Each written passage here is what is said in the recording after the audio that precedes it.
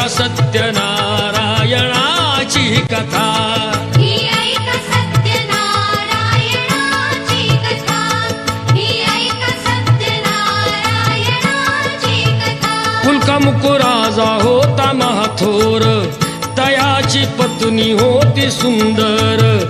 नदी किनारी एकदा त्यांनी घातली महापूजा दोघांनी.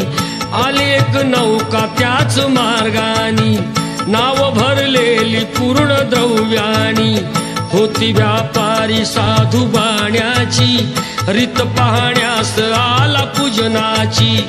उल्कामुकू त्यास बोले ऐकावे, व्रत नारायणाचे आचरावे. मनोइच्छी